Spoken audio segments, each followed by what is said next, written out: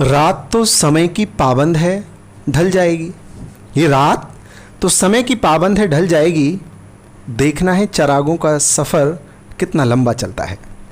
साथियों नमस्कार, good evening. मैं आपका दोस्त दिवाकर चौधरी आपका स्वागत करता हूं आपके अपने पसंदीदा यूट्यूब चैनल कंपटीशन गुरु पर। दोस्तों आज की इस क्लास में हम ज्योग्राफी को स्टार्ट करेंगे। दिल्ली पुलिस का एग्जाम आप लोग देने जा रहे हैं, तो ये जो क्लास है दिल्ली पुलिस के लिए तो इंपॉर्टेंट है ही। इसके साथ साथ अगर आप कोई भी एग्जाम देते हैं, वनडे एग्जाम, तो उसमें भी आपके लिए बहुत ही सहायक सिद्ध होने वाली है। जब मैं आपको एक बार जीएस पढ़ाना चालू करूंगा तो आपके मन से जो डर है जीके को लेकर के वो निश्चित रूप से निकल जाएगा। दोस्तों आज की इस क्लास में मैं औरों की तरह केवल सवालों को लेकर के उनके ऑप्शन नहीं बताऊंगा, ऐसा तो आप किताबों से भी पढ़ सकते हैं। मैं आपको ऐसा बेसिक स्ट्रक्चर बताऊंगा कि आपको फिर रटने की जरूरत नहीं पड़ेगी। आइए दोस्तों इस बहुत ही इंटरेस्टिंग क्लास को चालू कर लेते हैं। दोस्तों जैसे कि आपको पता है कि हम सब्जेक्ट चालू करने जा रहे हैं ज्योग्राफी। जीके में पहला सब्जेक्ट इसको हमने ले लिया है, और ज्योग्राफी को मैं ग्लोब से चालू ना करके मेरा मन है कि मैं इस बार इसको चालू करता हूं सोलर सिस्टम से, यानी कि सौर मंडल से। आप सब लोग हिंदी और इंग्लिश दोनों में इसको सीखेंगे, तो हिंदी इंग्लिश वाले घबराएं नहीं। तो हम सीख रहे हैं सोलर सिस्टम, सोलर सिस्टम यानी कि सौर मंडल। इसको हम पढ़ने जा रहे हैं, सौर मंडल को पढ़ने जा रहे हैं। दोस्तों सौर मंडल का मतलब है कि सूर्य और उसके आसपास चक्कर लगा रहे ग्रह, उपग्रह, क्षुद्र ग्रह इत्यादि, इन सब के बारे में, इनका निर्माण कैसे हुआ, इन सब चीज़ों को हम इस क्लास में जानने जा रहे हैं।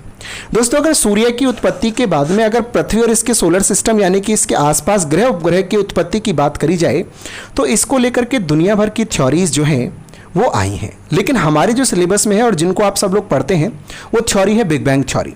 तो हम लोग बिग बैंग थ्योरी पे पहले बात करेंगे और उसके फेलियर्स पे भी बात करेंगे और उसके एडवांटेजेस पे भी बात करेंगे। लेकिन इससे पहले अगर आपको अभी आप इस चैनल पे जुड़े हैं तो आप इसको सब्सक्राइब कर दीजिए, साथ ही आ रहे बेल आइकन को भी प्रेस कर दीजिए। आप सभी अपने दोस्तों के साथ में इस वीडियो को भी शेयर कर दीजिए, क्योंकि ये वीडियो बहुत ही इंपॉर्टेंट है और इसके अंदर बहुत सारे क्वेश्चंस जो हैं वो समाहित हैं।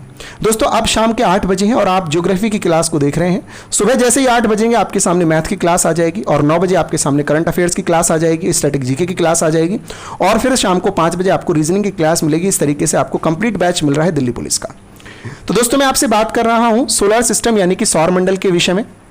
दोस्तों शुरुआत में अगर बिग बैंग थ्योरी की मैं बात करता हूं तो बिग बैंग थ्योरी के इतर भी कई सारी थ्योरी उनके बारे में भी थोड़ी थोड़ी जानकारी दे देता हूं। जैसे कि एक इंडियन थ्योरी है। इंडियन थ्योरी क्या कहती है? भारतीय सांस्कृतिक वैदिक theory about solar system and it's planets and सब प्लैनेट्स और एस्ट्रॉइड्स। तो वो थ्योरी क्या है? वो कहती है कि इस सृष्टि की रचना ब्रह्मा ने की है, और वो ब्रह्मा एक ऐसी अपार शक्ति है जिसमें समस्त विश्व का ऊर्जा का केंद्र संचित है।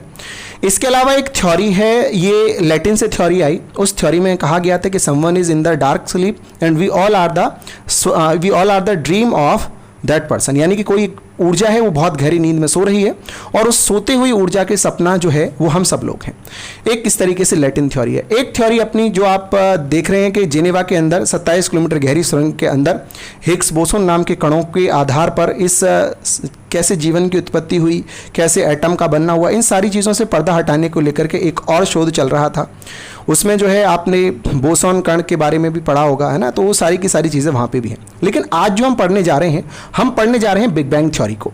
तो ये बिग बैंग थ्योरी क्या है मित्रों? बहुत इंटरेस्टिंग है, बहुत मज़ा आने वाला है। इस बहुत सारे रहस्यों से ये पर्दा उठेगा। तो दोस्तों बिग बैंग थ्योरी की जो शुरुआत होती है वो होती है सन से। सन यानी कि सूरज, जो कि अब छिप चुका है। दोस्तों ये सन है यानी कि सूरज है। ये जो सूरज है, इस सूरज के जो बाहरी आवरण है, इस बाहरी आवरण के आसपास एक गहरी चमकदार एक रिंग बनी होती है। इस रिंग को फोटोस्फीयर बोला गया है। क्या बोला गया है मित्रों? फोटोस्फीयर इसको बोला गया है। इसको फोटोस्फीयर बोला गया। आपके पेपर में सवाल आता है, बताइए फोटोस्फीयर क्या है? तो फोटोस्फीयर जो है वो सूरज के आसपास एक चमकदार एक रिंग है, उसको ही फोटोस्फीयर बोला गया है। दोस्तों ये जो सूर्य का जो बाहरी आवरण है, ये जो सूर्य का बाहरी आवरण है, इस सूर्य के बाहरी आवरण को कहते हैं कोरोना। क्या कहते हैं मित्रों? इसको कहते हैं कोरोना। हाँ दोस्तों, इसको कोरोना कहते हैं। आप इसको वो वाला कोरोना मत समझिए, कोविड-19 वाला है, इसको कोरोना कहते हैं। ये जो कोरोना है, सूर्य का जो बाहरी आवरण है, इसका जो तापमान होता है वो 6000 डिग्री सेल्सियस होता है। तो आपके पेपर में अगर सवाल आ जाए कि बताइए सोलर सिस्टम में कोरोना क्या है, तो कोरोना जो है वो सूर्य का बाहरी आवरण है और इसका जो तापमान होता है वो 6000 डिग्री सेल्सियस होता है। इसी प्रकार से जो सूरज का अंदर जो इसका केंद्र बिंदु है उसका जो तापमान होता है वो 12,000 डिग्री सेंटीग्रेड होता है। दोस्तों इस सूरज का जो इतना ज़्यादा तापमान है, इसके इतने ज़्यादा तापमान होने के कारण इसके पृष्ठ पर उपस्थित हाइड्रोजन और हीलियम गैस होती हैं। दोस्तों यहाँ पे नाभिकीय संलयन की अभिक्रिया होती रहती है, यानी कि न्यूक्लियर फ्यूजन की घटना होती है, नाभिकीय संलयन की घटना होती है। इस संलयन की घटना के कारण से अपार ऊर्जा निकलती है और इसी कारण से सूर्य का तापमान इतना अधिक होता है।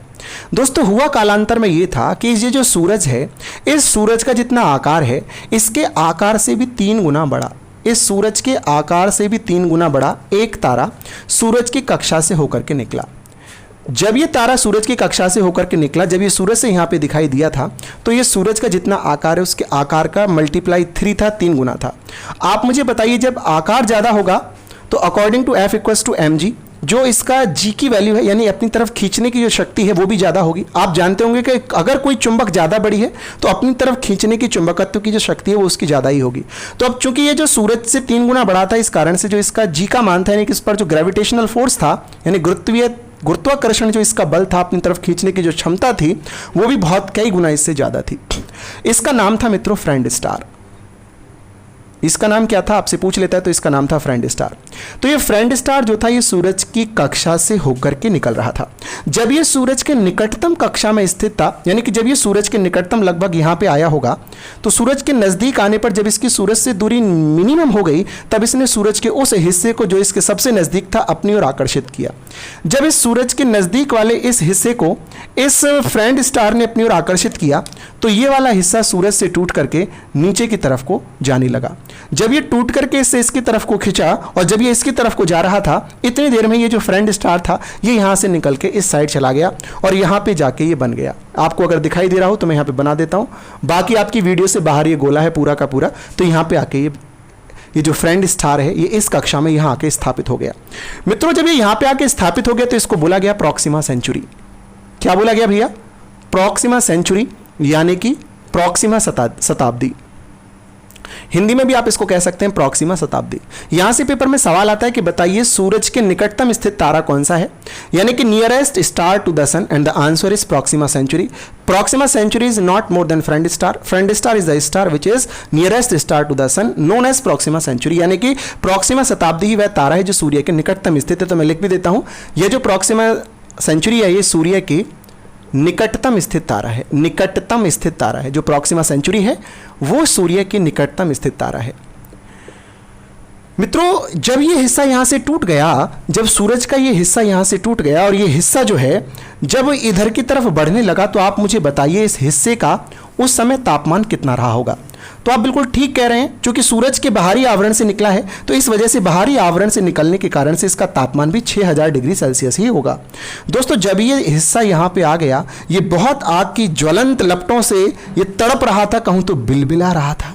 दोस्तों जब ये हिस्सा यहाँ पे टूट करके आया, इसका तापमान था 6000 डिग्री सेल्सियस, जो कि बहुत अधिक था। लेकिन इसका जो बाहरी वातावरण था, इसका जो बाहरी मौसम था, उसका तापमान बहुत कम था, यानी कि उसका तापमान लगभग 0 के जैसा था।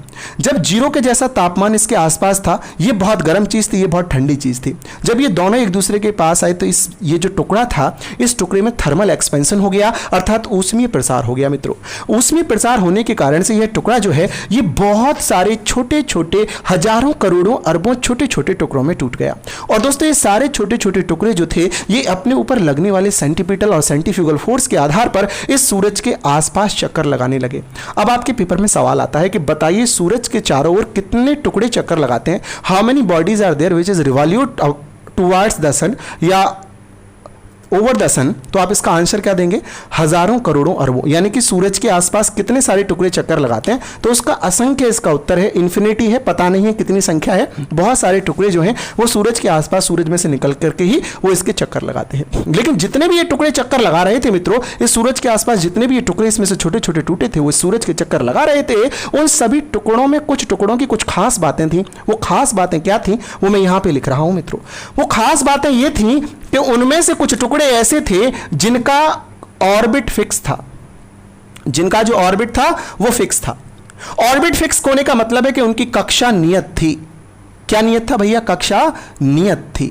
मैं एक एग्जांपल इसमें ले लेता हूं। मान के चलिए, मैं यहां पे इसको थोड़ा सा रफ कर लेता हूं। मान के चलिए एक टुकड़ा, इनमें से मैंने एक टुकड़े को लिया, इनमें से एक टुकड़ा ये वाला है। मित्रों ये जो टुकड़ा आपको दिखाई दे रहा है, थोड़ा छोटा मैं इसको बनाता हूं क्योंकि आगे चल के हम इसी का उपयोग करेंगे। तो ये जो छोटा सा जो टुकड़ा है, ये मान के चलिए एक टुकड़ा है, इसकी क्या है, कक्षा नियत है, ऑर्बिट फिक्स है। इसका मतलब है कि जिस रास्ते पर ये सूरज के चारों ओर चक्कर लगा रहा है, जिस रास्ते पर ये सूरज के चारों ओर दौड़ रहा है, ये जो रास्ता आप लोग देख रहे हैं, इस रास्ता जो है इसका नियत है, ये कक्षा जो है इसकी नियत है। यानी पहला चक्कर अगर इस रास्ते से जाएगा तो दूसरा चक्कर भी इसी रास्ते से लगाएगा, चौथा चक्कर भी इसी रास्ते से लगाएगा, एनवां चक्कर भी इसी रास्ते से लगाएगा। ऐसा नहीं है कि कोई मिल गया तो फिर रास्ता बदल देगा। बोलो समझ में आ रहा है कि नहीं आ रहा है? यानी कुछ टुकड़े ऐसे थे जिनका कक्षा नियत था, जिनका ऑर्बिट जो था वो फिक्स था। इसके साथ ही उन टुकड़ों में कुछ और खासियत भी थी। वो खासियत क्या थी? वो दूसरी खासियत इनके अंदर ये थी कि इनका रोटेशन फिक्स था। रोटेशन फिक्स था। रोटेशन फिक्स का मतलब हिंदी में होता है इनका घूर्णन नियत था। इनका जो घूर्णन था वो भी नियत था। घूर्णन का मतलब क्या है? घूर्णन का मतलब है कि अपनी अक्ष के परितः इनका घूमना। जैसे कि मान के चलिए, यही मान के चलिए एक वो टुकड़ा है और ये टुकड़ा अपनी अक्ष के परितः, जैसे कि ये टुकड़ा है, मान के चलिए मार्कर आपको दिखाई दे रहा है, ये अपनी अक्ष के परितः घूम रहा है, तो इसका जो रोटेशन है, यानी कि एक चक्कर लगाने की जो समय अवधि है वो फिक्स है। यानी कि अगर एक चक्कर ये 10 घंटे में लगा रहा है तो अगला चक्कर भी जब ये लौट करके आएगा तो 10 ही घंटे लगेंगे। यानी इनका रोटेशन जो था, रोटेशन फिक्स था। तीसरी बात इनमें और जो कॉमन थी वो ये थी कि इनका रिवॉल्यूशन भी फिक्स था। रिवॉल्यूशन भी फिक्स था मित्रों।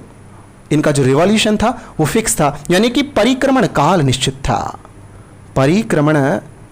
परिक्रमण काल निश्चित था मित्रों। इनका परिक्रमण काल भी निश्चित था। परिक्रमण काल का मतलब ये है कि मान के चलिए अगर ये टुकड़ा, रोटेशन तो फिक्स है, यहां पे मैंने बता दिया, ये टुकड़ा यहां से लेकर जब घूम करके यहां पे आता है और मान के चलो यहां से यहां तक आने में इसको 28 दिन लगते हैं, तो अगले चक्कर को जब ये लगाएगा तब भी इसको 28 दिन ही लगेंगे। तीसरे चक्कर को लगाएगा तब भी 28 दिन ही लगेंगे। 8वें चक्कर को लगाएगा, 9वें चक्कर को लगाएगा, हर एक चक्कर में बराबर का समय लेगा। अर्थात उनका जो परिक्रमण काल था वो निश्चित था। इसके अलावा एक और बात इनमें कॉमन थी, और वो बात कॉमन क्या थी कि इनका जो अक्षांशीय झुकाव था, अक्षांशीय झुकाव जो था वो भी निश्चित था। अक्षांशीय झुकाव का क्या मतलब है कि मान के चलिए इसी हम ग्रह की बात कर लेते हैं। ये इसकी जो है एक्सिस है, एक्सिस से ये थोड़ा सा झुका हुआ है, तो ये जो एक्सिस एंगल है, ये एक्सिस एंगल फिक्स है। कहां पे? एवरी मोमेंट पे। अगर यहां है, इस यहां पे पहुंच गया, मान के चलिए ये यहां पे आ गया, तो यहां भी इसका जो एक्सिस एंगल है, अगर यहां पे थीटा है तो यहां भी थीटा है, यहां भी थीटा है, यहां भी थीटा है। यानी कि जो अपने एक्सिस से जो उसका झुकाव है वो नियत था। यानी कि मैं कह सकता हूं कि जो अक्षांशीय झुकाव था, अक्षांशीय झुकाव यानी एक्सिस एंगल, जो इंग्लिश वाले हैं एक्सिस एंगल एंगल जो था वो फिक्स था, अक्षांशीय झुकाव जो था वो नियत था। इसके अलावा एक और खास बात उन टुकड़ों में थी। वो खास बात क्या थी कि वो सारे के सारे जो टुकड़े थे उनका जो साइज था, जो उनकी शेप थी वो स्फेरिकल थी। स्फेरिकल का मतलब है कि गोलाकार थी, यानी चपटी नहीं थी और किसी रेक्टेंगुलर नहीं थी या फिर पिरामिडल नहीं थी। यानी उनका जो शेप था वो स्फेरिकल था, बिल्कुल गोल था। तो मैं कह सकता हूं कि उनका जो शेप था वो कैसा था? स्फेरिकल था। स्फेरिकल का मतलब है एकदम गोल था। उनका जो साइज था, साइज गोल था। दोस्तों ऐसे टुकड़े जो इस हजारों, असंख्य, अरबों टुकड़ों में से सूरज के सीधे चक्कर लगा रहे थे, उनके अंदर ये 5 बातें पाई गई। ऐसे टुकड़े जिनके अंदर ये 5 बातें पाई गई, उन्हीं टुकड़ों को कहा गया है प्लैनेट, यानी कि ग्रह। उन्हीं को कहा गया है प्लैनेट्स यानी कि ग्रह। असंख्य टुकड़े चक्कर लगा रहे हैं, लेकिन उन सब टुकड़ों में जो खास बात थी, ये 5 बात जो थी, ये 5 बात केवल और केवल जिनमें फिक्स थी, उनको ही बोला गया मित्रों प्लैनेट। इसके अलावा जितने भी बचे उन सबको बोला गया एस्ट्रॉइड्स यानी कि क्षुद्र ग्रह। इसके अलावा जितने भी बचे उनको बोला गया एस्ट्रॉइड्स। जिनके अंदर इनमें से एक भी नहीं थी या सारी नहीं थी या कोई 2 नहीं थी, उनको बोला गया एस्ट्रॉइड्स। एस्ट्रॉइड्स का मतलब क्षुद्र ग्रह। आपको क्लियर हो रहा है क्षुद्र ग्रह क्या होता है? उनको बोला गया क्षुद्र ग्रह मित्रों। जिनके अंदर ये कंडीशंस उनके अंदर नहीं थी, जो इन बातों को फॉलो नहीं कर रहे थे, उनको क्षुद्र ग्रह बोला गया, एस्ट्रॉइड्स बोला गया।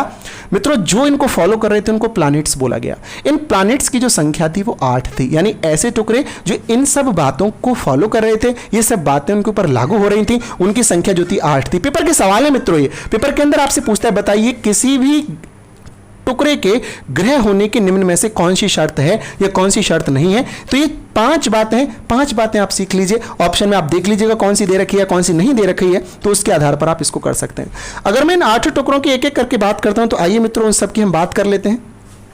इन सारे के सारे 8 टुकड़ों की हम बात कर लेते हैं। आप समय समय पर इसका स्क्रीनशॉट लेते रहिए, आप बिल्कुल जमे रहिएगा, आपको बहुत मजा आने वाला है। बहुत बड़े रहस्यों से मैं पर्दा उठाने वाला हूं, आप सब लोग इस चीज को बहुत ध्यान से समझने का प्रयास करेंगे। दोस्तों इन 8 टुकड़ों में मान के चलिए ये वो टुकड़ा है जो सूरज के सबसे ज्यादा नजदीक था। दोस्तों इस टुकड़े का जिसके अंदर वो 5 बातें फॉलो हो रही थी, ये सबसे नजदीक वाला टुकड़ा है और मैंने इसका नाम मरकरी बोल दिया मित्रों, मरकरी बोल दिया। इसको हिंदी में मित्रों बुध कहा गया है, इसको हिंदी में बुध कहा गया है। आपसे पेपर के अंदर सवाल आता है, बताइए सूर्य के निकटतम स्थित ग्रह कौन सा है? तो सूर्य के निकटतम स्थित ग्रह बुध है मित्रों, निकटतम स्थित ग्रह, सूर्य के निकटतम स्थित ग्रह। आप कॉपी पेन निकाल लीजिए, साथ के साथ नोट करते रहिए भैया। सूर्य के निकटतम स्थित ग्रह कौन सा है? तो मरकरी है, यानी कि बुध है। जब आप इसके आगे चलते हैं तो आपकी मुलाकात एक और भाई से होती है और ये यहां पे आ गया, इसका नाम है वीनस। इसको आप कहते हैं हिंदी में शुक्र, इसको आप शुक्र कहते हैं मित्रों। ये जो शुक्र है इसका नंबर बुध के बाद आता है। दोस्तों ये जो शुक्र है ये सर्वाधिक गर्म है, सबसे ज्यादा गर्म ग्रह, सबसे ज्यादा गर्म ग्रह, हॉटेस्ट प्लैनेट कौन सा है? तो शुक्र है। अब आपके मन में एक बात आ रही होगी कि भाई मरकरी यानी कि बुध तो सूरज के सबसे पास है, फिर सबसे ज्यादा गर्म शुक्र क्यों है, सबसे ज्यादा गर्म बुध क्यों नहीं है, जबकि बुध इसके नजदीक है, इसको सबसे ज्यादा गर्म होना चाहिए।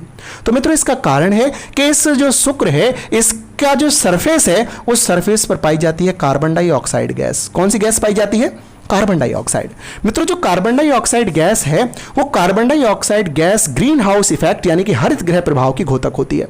और जब हरित गृह प्रभाव होता है, हरित गृह प्रभाव आप समझते हैं, यानी किसी बॉडी पर सनलाइट जो है, अल्ट्रावायलेट रेज है, इंफ्रारेड रेज है, वो उसकी बॉडी पर आए तो सही, लेकिन टकराकर जब वापस लौटें तो जब उसके वातावरण में जो गैसेस हैं CO2 है तो वो उससे टकराकर वापस, जैसे कि मैं यहाँ बताता हूँ आपको, ये कोई सरफेस है, यहाँ पे सन है, यहाँ इसके वातावरण में CO2 है, तो जब ये लाइट आई इससे पार निकल गई, लेकिन जब ये टकराकर वापस लौट रही थी तो इस CO2 चूंकि इसके वातावरण में थी तो इसने उसको बाहर नहीं निकलने दिया बल्कि लौटाकर वापस से उसी सरफेस पर भेज दिया। इसके कारण से होगा क्या कि इसका जो तापमान है वो बढ़ता रहेगा। दोस्तों इस प्रभाव को कहते हैं ग्रीन हाउस इफेक्ट यानी हरित गृह प्रभाव, और इसके तापमान के बढ़ते रहने की घटना को ग्लोबल वार्मिंग कहते हैं मित्रों। दोस्तों आपने अभी तक क्या देखा कि जो शुक्र था वो सबसे ज्यादा गर्म ग्रह था। उसके सबसे ज्यादा गर्म होने का कारण था कि उसके सरफेस पर CO2 गैस बहुत ज्यादा थी। इसकी जो सघनता थी वो 96% थी। दोस्तों हमारी पृथ्वी पर तो इतनी बुरी हालत जब हो जाती है जब इस CO2 की जो मात्रा है वो पॉइंटों में है, यहां पर तो 96% है।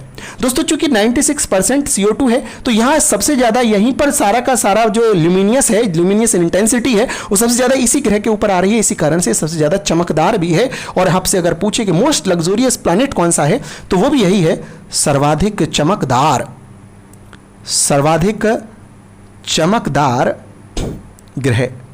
तो दोस्तों सर्वाधिक चमकदार ग्रह भी शुक्र ही है। दोस्तों इसके बराबर में जब आप चलते हैं तो आपकी एक और ग्रह से मुलाकात होती है और इस ग्रह का नाम है अर्थ। इसका नाम है अर्थ, अर्थ यानी कि पृथ्वी, अर्थ यानी कि पृथ्वी। दोस्तों जब आप पृथ्वी को देखते हैं तो ये जो वीनस है, जो शुक्र है, ये पृथ्वी के पास में सुबह को भी जाता है और शाम को भी जाता है, सुबह को भी जाता है और शाम को भी जाता है। पृथ्वी वाले लोग इसको सुबह भी देखते हैं और शाम को भी देखते हैं।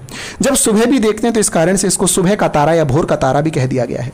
इस वीनस को ही मित्रों सुबह का तारा या भोर का तारा, सुबह का तारा या फिर भोर का तारा या मॉर्निंग स्टार इसको कहा गया है। मैंने कहा सुबह को तो आता ही आता है, शाम को भी आता है, इस कारण से इसको सांझ का तारा या फिर इवनिंग स्टार यानी कि शाम का तारा भी इसको बोला गया है। दोस्तों सुबह भी आता है और शाम भी आता है। ऐसा कौन है जो सुबह भी आए और शाम भी आए? ऐसा तो एक ही हो सकती है और वो होती है बहन। और आप कह सकते हैं कि इसी कारण से जो शुक्र है उसको पृथ्वी की बहन भी बोला गया है। बताइए किस ग्रह को पृथ्वी की बहन कहा गया है? तो शुक्र को ही पृथ्वी की बहन भी बोला गया है, सिस्टर ऑफ अर्थ भी इस शुक्र को ही बोला गया है। आपकी समझ में आ रहा होगा मित्रों। इस शुक्र को ही पृथ्वी की बहन भी बोला गया है। मित्रों, जो पृथ्वी है, ये पृथ्वी जो है एक नीले रंग का ग्रह है। इसके नीले दिखाई देने का कारण है कि इसकी सतह पर 70% से भी ज़्यादा पानी है और इसी कारण से जो पृथ्वी है ये नीले रंग का दिखाई देता है। तो अगर आपसे पेपर में सवाल आता है कि बताइए नीला ग्रह किसे कहा गया है, तो नीला ग्रह पृथ्वी को ही कहा गया है। नीला ग्रह पृथ्वी को ही कहा गया है, ब्लू प्लैनेट पृथ्वी को ही कहा गया है। दोस्तों, इसके अलावा ऑर्गेनिक प्लैनेट यानी जहाँ पे जीवन पाया जाता हो, ऑर्गेनिक प्लैनेट भी इसी को, ऑर्गेनिक प्लैनेट भी पृथ्वी को ही कहा गया। एक बार पेपर में पूछा बताइए ऑर्गेनिक प्लैनेट कौन सा है, तो पृथ्वी को ही ऑर्गेनिक प्लैनेट अभी तक की खोज में कहा गया है। दोस्तों, इसके अलावा जो पृथ्वी है इसका घनत्व भी सर्वाधिक होता है और इसका जो घनत्व है वो 5.5 ग्राम प्रति सेंटीमीटर क्यूब होता है। घनत्व बहुत ज़्यादा, घनत्व का मतलब है एरिया में कितना वॉल्यूम है, यानी कि उसका कितना वेट है एक पर्टिकुलर एरिया में। जैसे कि रुई और मिट्टी, अगर बराबर बर्तनों में रुई और मिट्टी को भर लें तो मिट्टी का वजन ज़्यादा हो जाएगा, इसका मतलब मिट्टी का जो घनत्व है वो ज़्यादा है। तो मेरे मुताबिक आप इन चीज़ों को समझ गए होंगे। दोस्तों, ये जो पृथ्वी है, इस पृथ्वी का जो घनत्व है वो 5.5 ग्राम प्रति सेंटीमीटर क्यूब है। इसके साथ ही ये जो पृथ्वी है इस पर जो जी की वैल्यू है, यानी ग्रेविटेशनल जो वैल्यू है, जी का जो मान है अपनी तरफ खींचने की जो क्षमता है वो 9.8 मीटर पर सेकंड स्क्वायर है। दोस्तों, जो पृथ्वी है इस पृथ्वी का एकमात्र उपग्रह है और उस पृथ्वी के एकमात्र उपग्रह का नाम चंद्रमा है। ये जो एकमात्र उपग्रह आप देख रहे हैं, उपग्रह मतलब जो ग्रह के चक्कर लगाता हो, इसका नाम है चंद्रमा। ये चंद्रमा है दोस्तों, चंद्रमा पृथ्वी का उपग्रह है। दोस्तों, चंद्रमा पर जो जी का मान है वो पृथ्वी पर जी के मान की तुलना में 1/6 है। यानी कि अगर जीई में लिखता हूं पृथ्वी का ग्रेविटेशनल वैल्यू और चंद्रमा की जीएम लिखता हूं तो ये 1/6 है। यानी कि आप कह सकते हैं यहां 1/6 लगाएंगे, यहाँ 6 आ जाएगा, यानी कि इस तरीके से है। यानी अगर इसका 9.8 है तो इसका कितना हो जाएगा, 9.8/6, यानी कि 9.8 में 6 का भाग कर दीजिए, 1.66 इतना लगभग मीटर पर सेकंड स्क्वायर चंद्रमा का जी का वैल्यू आ जाएगा। अगर मरकरी की बात करें तो मरकरी का कोई भी उपग्रह नहीं है, कोई भी प्राकृतिक उपग्रह नहीं है। हालांकि नासा ने 2 पारे के कृत्रिम उपग्रह यहाँ पे जरूर भेजे हुए हैं। अमेरिका की जो अंतरिक्ष एजेंसी है वो नासा है। तो इसके उपग्रह कितने हैं, इसका एक भी उपग्रह नहीं है, इसका भी एक भी उपग्रह नहीं है। पृथ्वी का कितना उपग्रह है, तो पृथ्वी का एक उपग्रह है। अगर मैं इसके परिक्रमण काल की बात कर लेता हूं तो जो मरकरी है, मरकरी का परिक्रमण काल 88 दिन का होता है। 88 दिन का परिक्रमण काल है, यानी सूर्य के जो चक्कर लगाती है वो एक चक्कर 88 दिन में लगाती है। अगर शुक्र की बात करते हैं तो शुक्र जो है वो 225 दिन का चक्कर लगाता है। और अगर पृथ्वी की बात करें तो आपको पता होगा पृथ्वी 365 दिन का चक्कर लगाती है। ये 88 दिन का लगाता है, ये 225 दिन का लगाता है और पृथ्वी जो है वो 365 दिन का जो चक्कर है उसको लगाती है। जब आप पृथ्वी से आगे बढ़ते हैं तो आपको एक और ग्रह महाराज से आपकी मुलाकात होती है और इसका नाम है मार्स। एक और ग्रह आपको यहाँ मिलता है और इसका नाम है मार्स। इसको आप कहते हैं हिंदी में मंगल ग्रह। इस मंगल को लाल ग्रह भी बोला गया है। आपसे पूछ लेता है बताइए रेड प्लैनेट किसे कहा गया है, तो मंगल को ही रेड प्लैनेट भी बोला गया है। आपके पेपर में सवाल आ जाता है बताइए लाल ग्रह किसे कहा गया है, लाल ग्रह मंगल को ही कहा गया है। मित्रों, लाल ग्रह जो है वो मंगल को ही कहा गया है। मंगल जो है इसको ही लाल ग्रह बोला गया है। इसको लाल ग्रह बोले जाने का जो कारण है वो इसकी सतह पर आयरन ऑक्साइड पाया जाता है, इसी कारण से इसका रंग लाल होता है। यानी किसके कारण से होता है, आयरन ऑक्साइड से इसका जो रंग है वो लाल होता है। मित्रों, ये जो मार्स है इस मार्स पर ही पाया जाता है सबसे छोटा उपग्रह इस पूरे सौरमंडल का, जिसका नाम है डिमोस। Deimos, DEMOS, Deimos. ये जो डिमोस है ये सौरमंडल का सबसे छोटा उपग्रह है। दोस्तों, अगर पेपर में आपसे सवाल आता है बताइए सौरमंडल का सबसे छोटा उपग्रह, सबसे छोटा उपग्रह कौन सा है, उपग्रह की अगर बात करें तो डिमोस है। डिमोस किसका उपग्रह है, तो जो डिमोस है वो मंगल का उपग्रह है। अगर उपग्रहों की संख्या की बात करें तो मंगल के दोस्तों 2 उपग्रह हैं, एक तो डेमोस है और दूसरा फोबोस है। फोबोस भी मंगल का ही उपग्रह है। इसके केवल 2 उपग्रह हैं, एक डेमोस एक फोबोस। जो डेमोस है वो सौरमंडल का सबसे छोटा उपग्रह है। दोस्तों, जब आप मंगल के आगे चलते हैं तो आप यहां पहुंच जाते हैं और ये आपको एक बड़ा ग्रह प्राप्त होता है। इसका नाम है जुपिटर यानी कि बृहस्पति। जुपिटर यानी कि बृहस्पति। दोस्तों, बृहस्पति को पीला ग्रह भी बोला गया है। आपसे पूछ लेता है बताइए पीला ग्रह किसे कहा गया है, तो पीला ग्रह बृहस्पति को कहा गया है। पीला ग्रह जो है वो बृहस्पति को कहा गया है। दोस्तों, इसको जो जुपिटर है इस जुपिटर का जो साइज है वो सभी ग्रहों में सबसे ज्यादा है, यानी कि इसका जो साइज सबसे ज्यादा है। पेपर में आता है कि बताइए सबसे बड़ा उपग्रह कौन, सबसे बड़ा ग्रह कौन सा है? सबसे बड़ा ग्रह कौन सा है? तो सबसे बड़ा ग्रह भी जुपिटर ही है दोस्तों। जब चूंकि इसका जो सबसे बड़ा है ये, तो सबसे बड़ा होने के कारण अपनी तरफ खींचने की इसकी जो क्षमता है वो भी सबसे ज्यादा होगी, यानी इसका जो जी का मान होता है वो भी मैक्सिमम होता है, यानी कि सबसे ज्यादा होता है। अब जब मैं आपसे कह रहा हूं कि इसकी अपनी तरफ खींचने की क्षमता सबसे ज्यादा है, तो जो उपग्रह है वो भी इसके आसपास ही सबसे ज्यादा होंगे। तो अगर आपसे पेपर के अंदर ये सवाल आता है बताइए सर्वाधिक उपग्रह किस ग्रह के हैं, तो वो बृहस्पति के ही हैं, यानी कि इसके जो ग्रह हैं वो सर्वाधिक हैं, सर्वाधिक उपग्रह हैं इसके, सर्वाधिक उपग्रह हैं। जो सैटेलाइट हैं वो इसके सर्वाधिक हैं। सबसे ज्यादा उपग्रह किसके हैं? तो बृहस्पति के हैं। कितने हैं? तो 67 है, 67 इसके उपग्रह हैं। इन्हीं 67 में जो है एक उपग्रह है जिसका नाम है गैनेमीड, जिसको कहीं कहीं गैनीमेडा भी लिखा है, इंग्लिश में एक्चुअली गैनीमेडा लिखा जाता है, तो मैं इसको गैनीमीड लिख देता हूं, या गैनीमेडा आप लिख सकते हैं, पेपर में किताबों में गैनीमीड भी आपको लिखा मिलेगा। तो जो गैनीमेडा है ये इस पूरे सौर मंडल का सबसे बड़ा उपग्रह है। आपसे अगर पूछता है कि सबसे बड़ा उपग्रह कौन सा है, तो गैनीमीड है। वो किसका है? जुपिटर का है, बृहस्पति का है। सबसे छोटा पूछे तो मंगल का है, कौन सा है? डेमोस है। सबसे बड़ा पूछे तो बृहस्पति का है, कौन सा है? गैनीमीड है। सबसे ज्यादा उपग्रह किसके हैं? तो इस बृहस्पति के ही हैं। कितने हैं? 67 है। अगर मार्स की बात करें तो कितने मार्स के?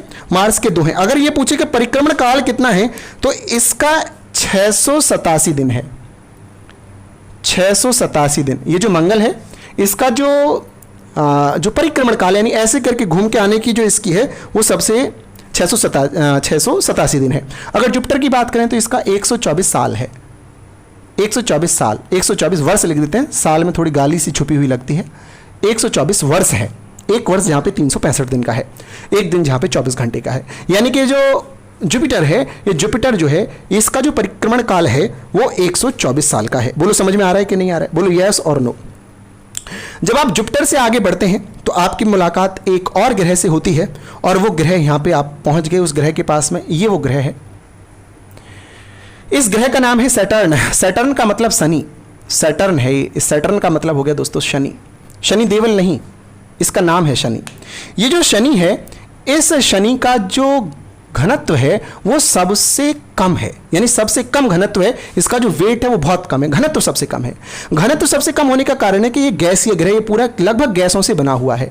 ये गैसीय ग्रह, तो आपसे पूछ भी लेता है बताइए गैसीय ग्रह कौन सा है, तो गैसीय ग्रह कौन सा है?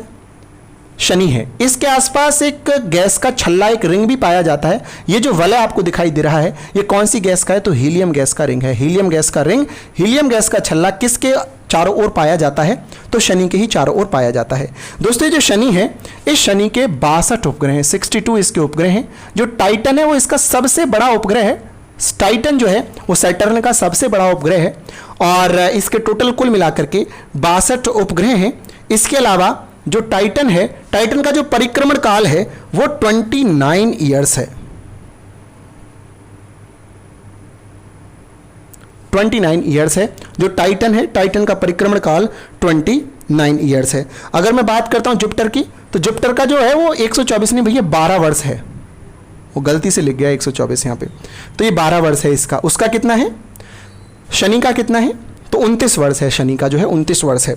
अगर इसके आगे की कहानी में आपको लेके चलता हूं, तो इसके बाद में आता है, शनि के बाद में आता है यूरेनस। यूरेनस आता है,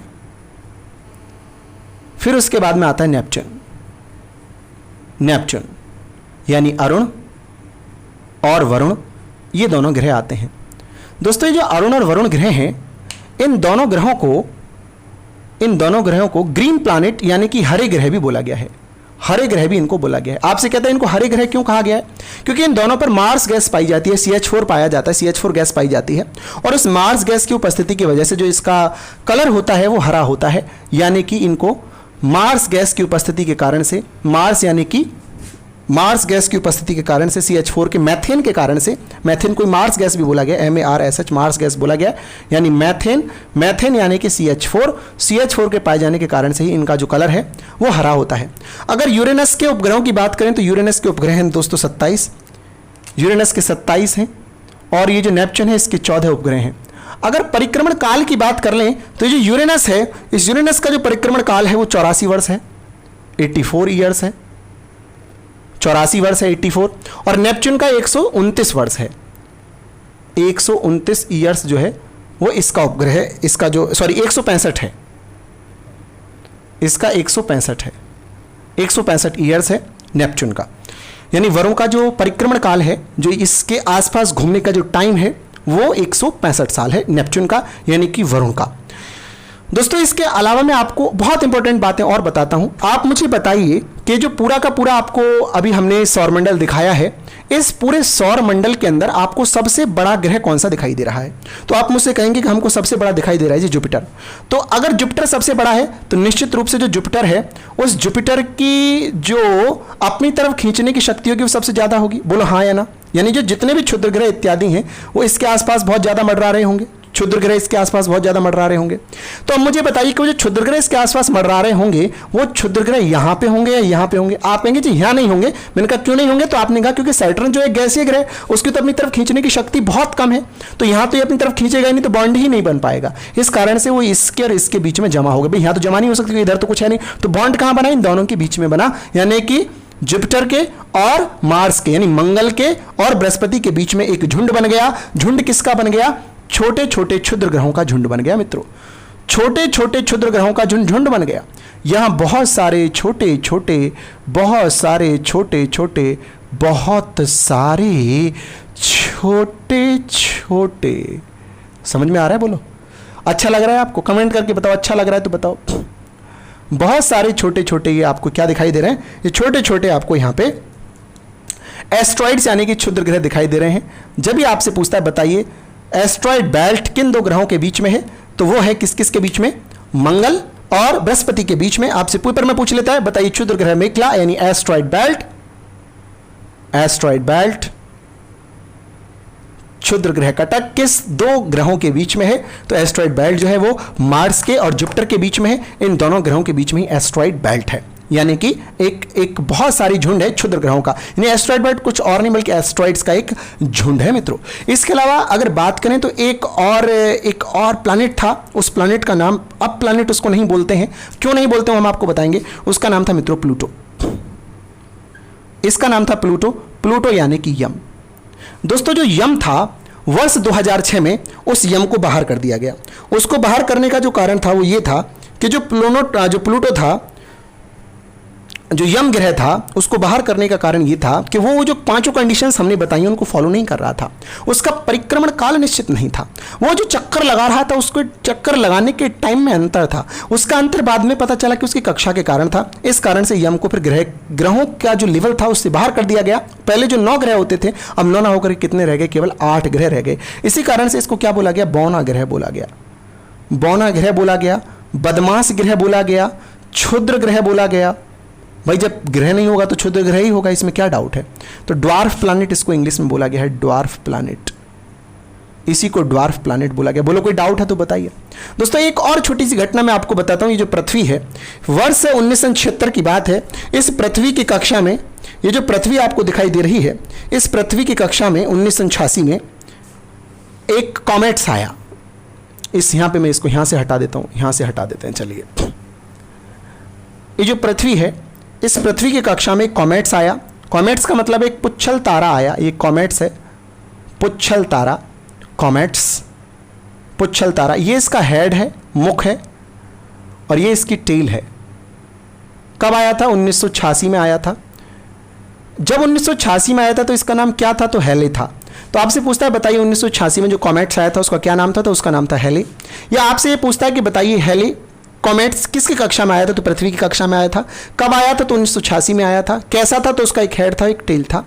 अब आपसे एक बार सवाल आया था कि बताइए उस हेले जो था उसका परिक्रमण काल कितना है, यानी कि दोबारा कब ये लौट करके आएगा? तो ये आएगा लौट करके दोस्तों 76 ईयर्स के बाद में, यानी कि 76 वर्ष बाद आएगा।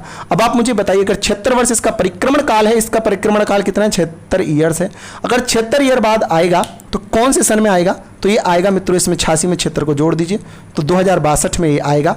और 2062 में जब ये हेले आएगा, जब पृथ्वी के आसपास ये चक्कर लगाएगा, तो उस समय इसका क्या नाम होगा? उस नाम को अभी तय नहीं किया गया है। जब आएगा जब उसका नाम रख लिया जाएगा। तो ये कुछ बहुत सारे इंपॉर्टेंट क्वेश्चंस थे जो मेरे विचार में आपको समझ में सारे के सारे आ रहे होंगे। इसके अलावा मुझे कुछ और ऐसा दिखाई नहीं दे रहा है जो मेरे को आपको बताना चाहिए। मिनिमम डेंसिटी यानी सबसे कम घनत्व किसका है, तो सैटर्न का है। सबसे ज़्यादा किसका है, पृथ्वी का है ना। ये सारी चीज़ें मैं आपको करा चुका हूँ, लगभग सारा का सारा आपका मैं इसमें बता चुका हूँ, कुछ भी बचता नहीं है। अब इसके जो भी सवाल बनेंगे या कुछ भी एक दो चीज़ अगर रह गई होगी तो मैं आपको वो PDF में उपलब्ध करा दूंगा सारी की सारी चीज़ों को। इसके सवाल की इसकी जो प्रैक्टिस सेट है उसको भी मैं आपको, उसकी तैयारी भी मैं आपको कराऊंगा। अब इसी के साथ में मैं इसी टॉपिक के साथ में इस क्लास को ख़त्म करने जा रहा हूं। मैं अगला जो टॉपिक है उसको अगली क्लास में लूँगा। अगले में हम बहुत ज़्यादा इसमें लेकर के चलेंगे। अब काफ़ी हम थक चुके हैं, जो पूरे दिन का जो है शूट हो जाता है। तो आप सब लोग जो है इस वीडियो को ज़्यादा से ज़्यादा शेयर कर दीजिए। अगर आपको अच्छा लगा हो तो आप इसको लाइक भी कर दीजिए। मैं आपसे सुबह मिलूंगा कॉम्पिटिशन गुरु चैनल पर ही मैथ की क्लास के साथ में, और उसके बाद सीधा मैं आपको परीक्षागढ़ पे करंट अफेयर्स की क्लास के साथ में मिलूंगा। आप लोगों ने बहुत प्यार से क्लास को देखा। अब कल तो संडे है, तो हम इसकी मतलब कल संडे है, संडे में यानी कि टेस्ट होगा। कल आपका टेलीग्राम चैनल पे टेस्ट है। तो हमारी मुलाकात कब होगी, परसों होगी, यानी कि मंडे में होगी सुबह 8 बजे। मंडे में सुबह 8 बजे हम मिलेंगे कॉम्पिटिशन गुरु चैनल पर। फिर उसके बाद 9 बजे हम करंट अफेयर्स की क्लास करेंगे। करंट अफेयर्स की क्लास संडे में भी आपको मिलेगी, वो बेनिफिशियल है आपके लिए। परीक्षागढ़ पे आपको करंट अफेयर्स की क्लास है, उसको हम संडे में भी आपको देंगे। करंट अफेयर्स तो डेली के डेली सवाल आने हैं, तो डेली के डेली जितना खत्म होता रहेगा उतना अच्छा है। उसमें क्या है कि 10 सवाल हम उस पूरे दिन से उठाते हैं और स्टैटिक जीके के सवाल उसमें लेते हैं, तो वो बहुत इंपॉर्टेंट आपके लिए है, क्योंकि आपका जो जीके का पोर्शन है उसका बहुत सारा पार्ट जो वहां से आने वाला है। तो आपके लिए बहुत सारी चीजें कॉम्पिटिशन गुरु लेकर के आए। आपको बहुत मेहनत कर रहे हैं, आपको अच्छे से अच्छा कंटेंट देने की कोशिश कर रहे हैं। आप लोग डाउनलोड कर लीजिए एग्जामगढ़ एप्लीकेशन प्ले स्टोर से, वहां पे भी हम आपको स्पेसिफाई वीडियोस दे रहे हैं। अभी वो सारी की सारी वीडियोस बिल्कुल फ्री हैं। दिल्ली पुलिस का बैच हम बिल्कुल आपको फ्री पढ़ाने जा रहे हैं। आपको यहाँ पे एक्चुअल चीजें मिल रही हैं। यहाँ पे ऐसा नहीं है कि कोई भी आया और आपको सवाल कराने के लिए लग गया। तो आप लोग इस वीडियो को शेयर कर दीजिए। आप लोग अब जो अपनी पढ़ाई, अपनी वीडियो हो गया, अब आप इसको खत्म करिए। मोबाइल पे बहुत ज्यादा टाइम नहीं देना है। क्लास करिए, उसके बाद सेल्फ स्टडी आपको करनी है। क्लास करो और फोन को अलग रख दो। क्लास का टाइम आपको मालूम है, सुबह 8 बजे क्लास आएगी, 9 बजे आएगी, शाम को 5 बजे आएगी, फिर रात को 8 बजे आएगी। इन चारों टाइम पे फोन को छेड़ो। उसके अलावा थोड़ा बहुत मैसेजिंग व्हाट्सएप फेसबुक वो सारा कर करा के जल्दी उसको खत्म करो। 5-10 मिनट में आपने रोग लगाई लिया है तो उसको 5-10 मिनट में खत्म करो, और उसके बाद फिर अपनी किताबों को उठा लीजिए, क्योंकि किताब ही है जो आपका साथ देंगी। अब आप किसी और में चीज़ में नहीं जा सकते हैं, क्योंकि आप डांस में नहीं जा सकते, आपने वो छोड़ दिया है। आप सिंगिंग में नहीं जा सकते क्योंकि आपने वो भी छोड़ा, क्योंकि आप अपना जो पैशन है, गेम में भी अब नहीं जाएंगे आप, क्योंकि आपने मन बना लिया है। अब चूंकि पढ़ाई से ही आपका सब कुछ होने वाला है, इस कारण से पढ़ाई को आपने चुन लिया है, तो आप इस पढ़ाई में ही अपने आप को खपा दीजिए। आपको बहुत अच्छा हम सब जो है कंटेंट उपलब्ध कराएंगे। ठीक है, चलिए आप सब लोग जो है आप अपनी किताब निकाल लीजिए, इसको खत्म रख दीजिए। इसी का नाम जीवन है, मेहनत का ही नाम जीवन है। हैं, आप समझ रहे हैं ना, जीवन इसी का नाम है। और नाम में क्या रखा है, नाम में कुछ भी नहीं रखा है। जो भी रखा है फ्रीज में रखा है। जाइए निकालिए, उसको खा लीजिए और उसके बाद पढ़ने बैठ जाइए। ठीक है, नमस्ते, take care, bye bye, good night.